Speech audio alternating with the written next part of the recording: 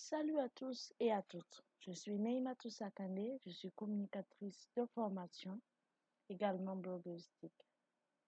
Pour l'année 2020, avec mon blog www.guestarcommunication.org, j'ai participé à de nombreux concours et j'ai gagné le prix de la meilleure blogueuse catégorie high-tech dans le Burkina Golden Blog Award 3. J'ai également été finaliste au concours Mystic Blog Award 2020 et au plan africain, j'ai été demi-finaliste au concours Adicom Award 2020 également. Pour ne pas s'attarder sur moi, aujourd'hui nous allons parler des arnaques sur Facebook, Twitter, Instagram et LinkedIn et comment est-ce que nous pouvons les éviter. Le développement des technologies à travers notamment la branche des réseaux sociaux a connu une ascension très rapide avec le développement des outils technologiques et de la connectivité, notamment à travers la 4 et la 5G. Malheureusement, la vie réelle s'est transportée dans la vie virtuelle. Ainsi donc, nous allons voir des mots sociaux qui se retrouvaient dans la vie réelle se retrouver sur la vie virtuelle, dans la vie virtuelle plutôt. Ainsi donc, les voleurs, les braqueurs, les arnaqueurs se retrouvent également à utiliser les outils technologiques pour continuer leur activité. Il n'est pas rare de constater plus d'un compte au nom d'une seule personne. Généralement, ce phénomène touche les personnalités publiques, les célébrités, les artistes. Vraiment les personnages publics qui sont connus et qui sont célèbres dans leur sphère ou dans plusieurs sphères. Ainsi, par exemple, il ne serait pas rare de retrouver plusieurs comptes, 5, 15, voire même une vingtaine de comptes qui portent le nom d'une même célébrité. On pourrait se dire que tous ces comptes appartiennent à la célébrité, mais généralement, seul un compte ou à défaut deux appartiennent à la célébrité. Les autres comptes ayant été créés par des tierces personnes qui affichent l'image de cette personnalité, quelquefois à des fins pas très claires. En effet, la plupart de ces comptes en trop sont créés par des arnaqueurs qui se retrouvent sur les réseaux sociaux avec le seul but de profiter de la crédibilité de ces célébrités, de profiter de l'envergure et de profiter vraiment de l'aura de ces célébrités pour arnaquer les internautes et spécialement ceux qui sont fans, comme on le dit dans le jargon de ces célébrités-là.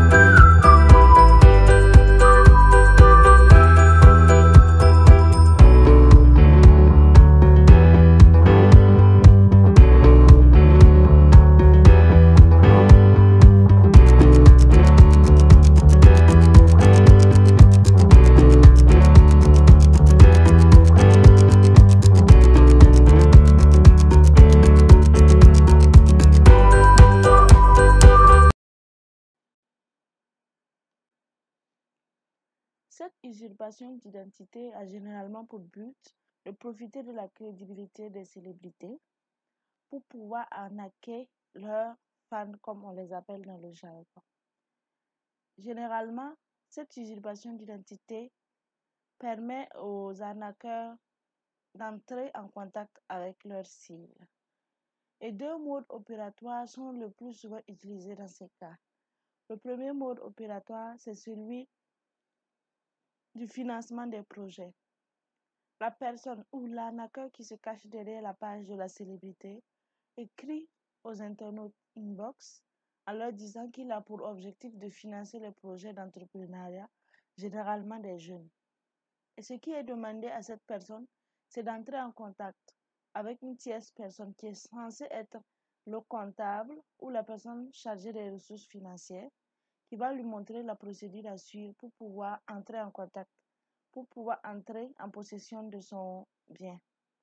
Ainsi donc, quelquefois, on demande à la personne d'envoyer son projet ou tout simplement de donner une petite somme quasi modique pour la formalisation de l'entreprise ou de la société de la personne. Ainsi donc, la personne ciblée se dira que, par exemple, entre 100 à 250 000, ce n'est qu'une goutte d'eau dans la mer face au financement le plus souvent alléchant qu'on propose, qui peut s'élever à des millions. Donc, à travers les services de transfert d'argent, vous pouvez effectuer les transactions.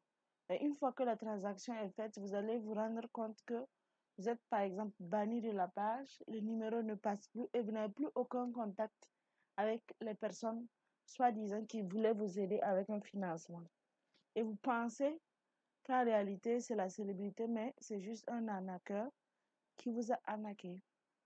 Le deuxième mode opératoire, c'est celui des dons, des œuvres caritatives et des œuvres humanitaires.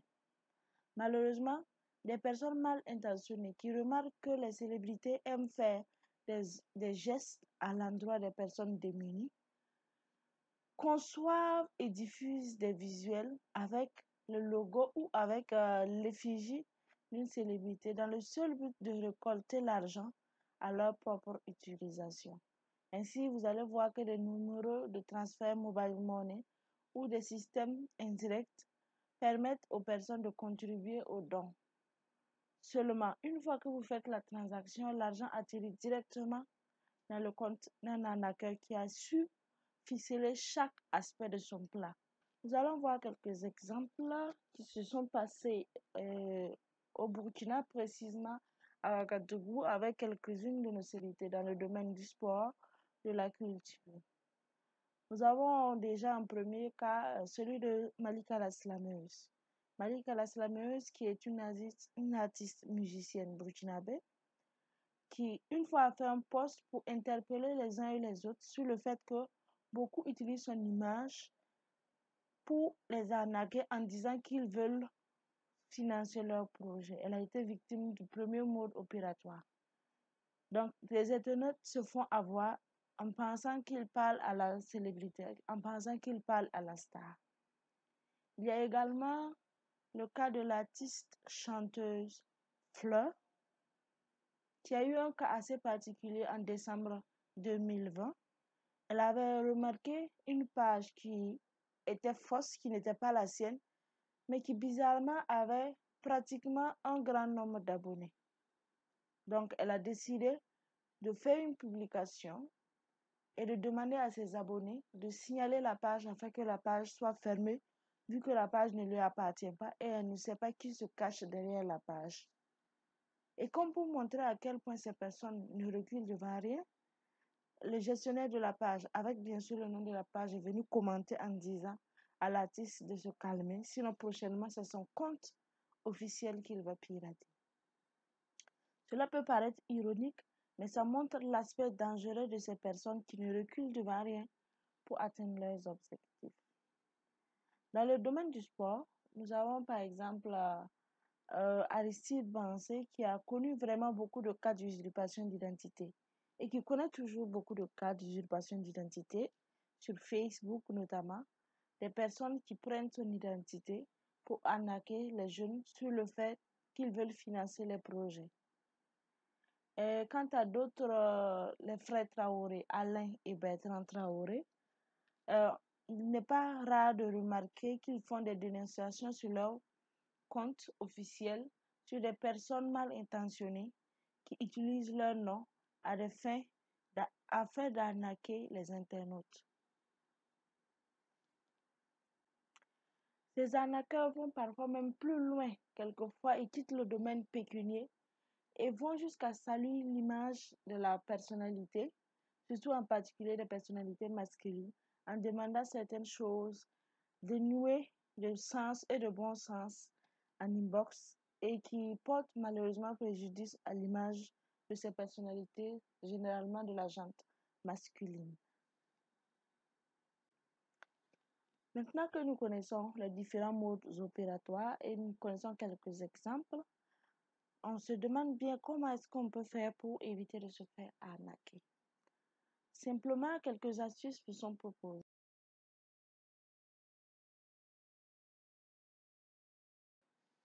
Déjà, le premier élément sur lequel nous pouvons nous baser pour éviter de nous faire arnaquer par de fausses pages, c'est la certification. La certification est un système mis en place par certains réseaux sociaux, notamment Facebook, certains réseaux sociaux, notamment Facebook, Instagram, LinkedIn et Twitter, qui permet à une personnalité, une célébrité de faire certifier sa page. Et comment reconnaître une page certifiée? Il suffit de regarder à l'icône de la page. À l'angle de la page, il y a le cercle bleu avec le V blanc à l'intérieur qui permet de montrer que la page est certifiée. La certification se fait sur demande et toutes les pages ne peuvent pas être certifiées.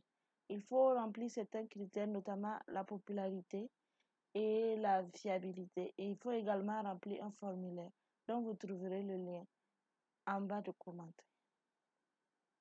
Déjà, c'est une bonne nouvelle pour nous les internautes qui naviguons. Ainsi, nous pourrons facilement reconnaître les vraies des fausses pages à travers le symbole de la certification. Comment est-ce qu'on peut contribuer également à éviter les arnaques? C'est simple. Une fois que vous êtes en contact avec une fausse page qui diffuse de fausses informations sur une célébrité donnée, vous pouvez faire une publication en taguant cette page-là pour que vos amis, votre famille sachent que cette page est fausse et qu'ils évitent de se faire arnaquer. Vous pouvez également taguer la bonne page pour que la personnalité puisse prendre toutes ses dispositions afin de faire en sorte que les fausses pages soient retirées d'Internet. Pour ce qui est du mode opératoire des dons et des actions caritatives, vous pourrez toujours aller vérifier sur la page officielle de la célébrité si elle a publié ce visuel. Parce que généralement, s'ils veulent faire une collecte à distance, ils vont publier ce visuel sur leur page. Si ce n'est pas le cas, évitez toute transaction et attirez l'attention de la personne sur le visuel. Attirez toujours l'attention, cela va éviter à beaucoup de se faire avoir. Quant à ce qui concerne le financement des projets, vous devez toujours vous rappeler que même si une célébrité voulait vous financer, il y aurait beaucoup de procédures à remplir et que ce ne serait pas aussi simple que ça, que d'envoyer juste de l'argent pour une formalisation. Donc, vous pouvez tout simplement demander, par exemple, un numéro WhatsApp ou tout autre système qui peut vous permettre de faire un appel vidéo pour vous assurer que vous êtes vraiment en face de la vraie personne. Et si la personne a tendance à vous menacer de la perte de financement, c'est mieux de tout stopper et de ne faire aucune transaction. Mesdames et messieurs, c'est ainsi que finit cette vidéo. Je vais vous inviter à me suivre à travers le blog www.gastarcommunication.org. Vous pouvez également me retrouver sur les réseaux sociaux à travers le hashtag blogueustic ou tout simplement avec mon nom Neima Sakande. Et n'oubliez pas de rester connecté pour ne pas manquer la prochaine vidéo instructive en matière de TIC. Bye bye.